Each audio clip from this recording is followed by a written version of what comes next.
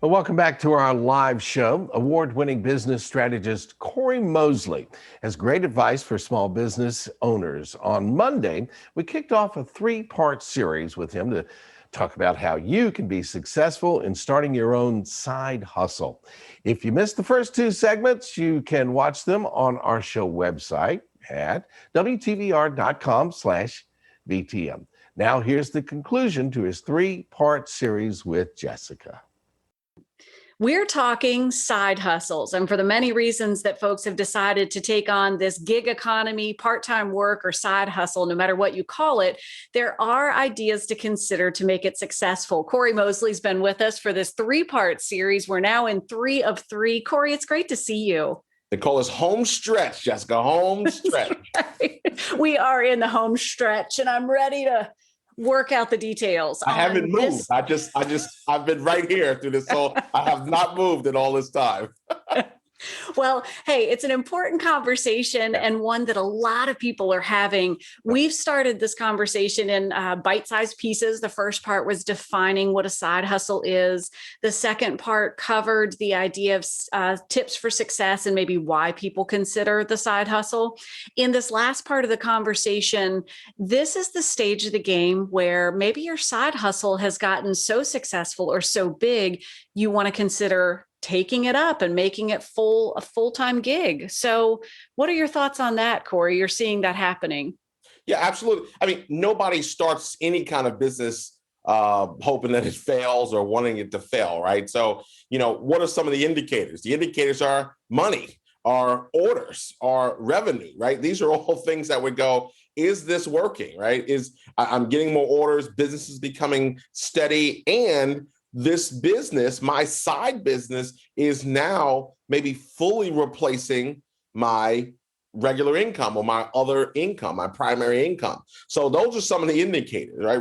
Repeat orders. A lot of people can come out of the gate with something and get friends and family to buy some of your product or service or to, do business with you. The question is long-term, right? In the business world, we talk about lifetime customer value, right? So what are the reorder percentages? If you've been selling cakes and pies or t-shirts or these things, how many people have ordered? How much business are you doing now? What's your repeat business? These are those fundamental questions that you want to start to ask that go, okay, this could be my full-time deal.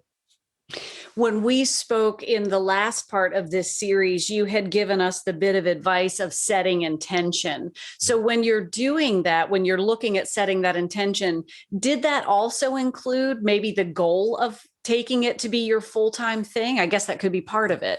Yeah, so part of that intention becomes, okay, great.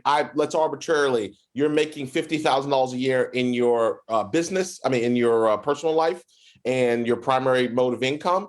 And you go, okay, can I get this business up to that level where I can fully replace my income? Now I got to think about things like business taxes and other things that go along with having your full-time business. But if I can get those levels even, now I can step away and then really put the time and effort that I was giving to my other occupation or my other career, I can now give all of that to the business and maybe double my effort. So those are those things. It really is a personal decision. People love to have checklists and say, do this, do that. But so much of this is personal as to where you want to be in the business. Now, timing is great.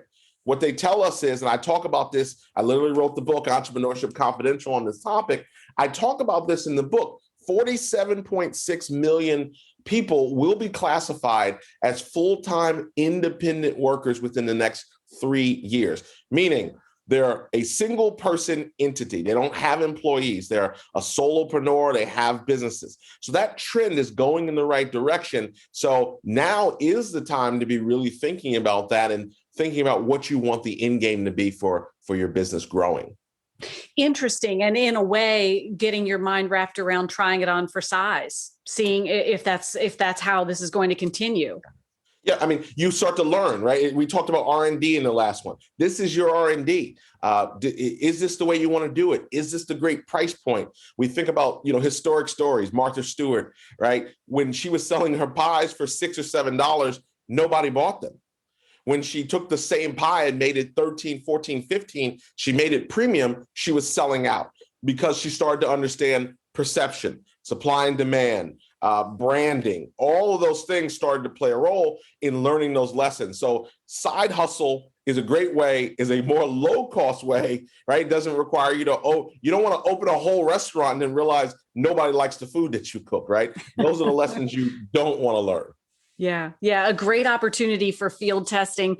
As we wrap up, we're about out of time here, Corey. Is there one thing that you see in your experience as a business strategist that really serves you well if you're considering a side hustle? Is there a mentality that you see in those successful businesses? Yeah, absolutely. Two quick things. One is understanding your numbers. So many people talk to me about getting in business and starting a business and really can't fundamentally answer simple questions like, what does it cost to make your product or service? What is your profit margin? How ultimately will you make money? In the back of the book, we have a thing called How I Make Money, which is a 14-step process to define that. And ultimately, the other thing is making sure you have the right mindset that just because it's easy to get a business started in today's market doesn't mean it's easy to crush it and rapidly, build this big thing. So many people get discouraged because their mindset wasn't set. Know your numbers and be mentally prepared for the journey. And Corey Mosley, this is why so many clients work with you as a business strategist, to give that consideration and look at that long-term picture. Great conversation on side hustles. Thank you so much. Always a pleasure to be with you. Thank you. Absolutely. And we'll share information so everybody watching today can learn more about the work Corey Mosley is doing. Evan, what a great series. All right, so a question for you now. I already mentioned earlier in the show that you work about 20 hours a day on Virginia This Morning. So I don't know, maybe professional sleeper for 4 hours would be your side hustle. But if you could pick one, or do you have one in mind, or something you would do? Ooh, that's tough. Nothing really off the top of my head. I feel like if I were to pick something one day when I do find some more time, I think it would be really neat to write a children's book series. So that's something good. that long-term goal, would love to do something like that. So I feel like that could fit into the side hustle category. What about you? Yeah, I'm doing it. Yeah. Yeah, I love being on Virginia This Morning, and we have so much fun. One of the things I noticed about Corey, that he did something in the 3-part segment, and I don't remember him mentioning it, but branding was one of them. Mm-hmm. And if you noticed in his background behind him, he had a little nameplate with his name on it. And that was right over his shoulder the whole time you were watching. And it's like, he didn't even mention that. And yeah, if you're going to do a side hustle and you're starting this business, you got to brand it. And he did it maybe subconsciously for us, but I'm sure it was very conscious for him to make sure he did that. So many great points that he brought up that we all need to keep in mind. And the last part, know your numbers and where you want to go with it. Absolutely. Corey's got it going on. He knows what he's doing there. Well, if you are looking to update your bathroom, we'll share some information on how to get that process started. That conversation is coming up in about 3 minutes.